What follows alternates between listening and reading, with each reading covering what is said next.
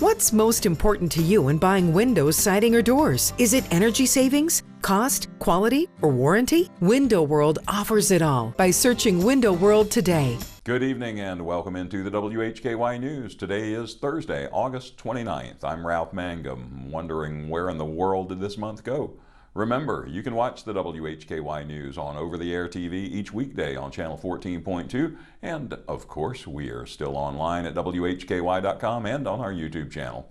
In today's top stories, WHKY's Rob Eastwood gets us started with details on a shooting incident in Alexander County. Here's Rob.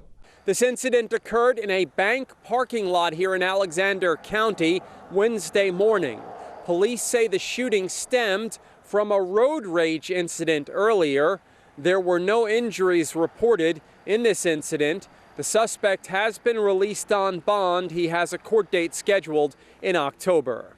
74-year-old Thomas Richard Smith Jr. of Hiddenite was arrested Wednesday by Alexander County Sheriff's officers. He's charged with assault with a deadly weapon, assault by pointing a gun, and going armed to the terror of the public. Shortly after 9:30 a.m. Wednesday, the Alexander County Sheriff's Office received a call of shots fired in the parking lot of Taylorsville Savings Bank in Hiddenite. The caller said that two men got into a verbal altercation in the parking lot of the bank. One man pointed a pistol and shot in the direction of the other man. Officers arrived at the scene to find one of the men in the parking lot of the bank. The incident reportedly occurred following a road rage incident in Hiddenite. After an investigation, police determined that Thomas Richard Smith Jr. pulled a pistol and fired a shot in the parking lot of the bank. No injuries or property damage were reported. The Alexander County Sheriff's Office thanked the Taylorsville Police Department, the North Carolina State Highway Patrol, and North Carolina Probation and Parole for their assistance in this investigation. Smith was released on $7,500 bond. He's scheduled to appear in court in Taylorsville October 28th. Reporting from Alexander County, I'm Rob Eastwood, WHKY News. Thank you, Rob. The driver of a motorcycle sustained serious injuries as the result of a crash in Longview. At about 7:50 Wednesday morning, Longview police responded to a motor vehicle collision with injuries at the intersection of 26th Street Southwest and U.S. Highway 70 Southwest in Hickory. The incident involved a gas truck and a motorcycle. Investigators say the gas truck turned into the path of a westbound motorcycle, causing the collision. The driver of the motorcycle sustained serious injuries and was transported to a local hospital by Catawba County Emergency Medical Services. They were then flown by medical helicopter to a regional medical facility for further treatment. The driver of the gas truck reported no injuries. Longview police say they do not suspect alcohol or any other illegal substances to be factors in the crash. Police continue to investigate and will consult with the district attorney's office regarding potential charges. The Alexander County Sheriff's Office is asking for the public's help in locating 59-year-old Jeffrey Beach Laxton. Mr. Laxton was last seen near Caldwell Memorial Hospital in Lenoir on August 5th. He may be driving a white 2013 Hyundai Santa Fe with license tag number KEB 6300. Anyone with information regarding the whereabouts of Jeffrey Beach Laxton should call the Sheriff's Office 828-632-1111 or Alexander County Crime Stoppers 828-632-8555. That story comes to us courtesy of WACB's Rick Gilbert. WHKY's Arianna Mack has the latest from Arts Culture Catawba.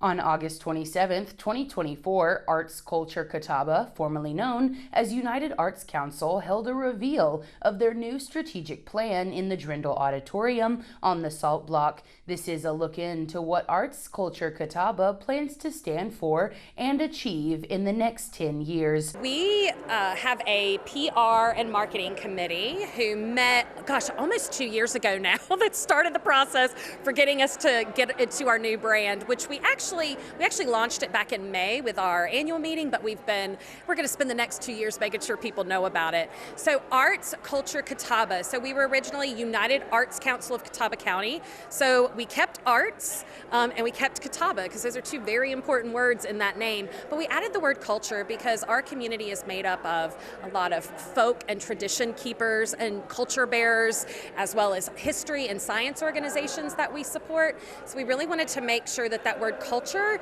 could be more inclusive of all of the organizations and the creatives that we serve in the community. Our first priority is to expand awareness. So this one was really evident that we needed to have something about expanding how people know what's going on in the community. So we are looking for partners to help us do that. We want to be a driver of information. We also want to reach more residents through strategic partnerships. That's our second priority. And this is really about us building out a partnership network beyond our traditional arts organizations. And then our third priority, these are a little bit more internal, 3 and 4. Third one is to continually improve our arts and culture offerings. So that's looking at the sector and elevating what they're doing by giving them best practices and guidelines for their organizations. And then the fourth one is building capacity and investment in the arts and culture sector. This is really going to be focused almost entirely internally on Arts Culture Catawba and fortifying that we can actually operationalize the first 3 aspects of this plan. My name is Patty Thompson, and I'm the president of the Art Culture Catawba for the 24-25 year. And one of the reasons why we're actually doing this strategic plan is because we're so rich artistically. We have so many different artisans here. We're proud to do all the work that we can to support these artists and encourage more. So we look forward to presenting and going forward with the arts in this county.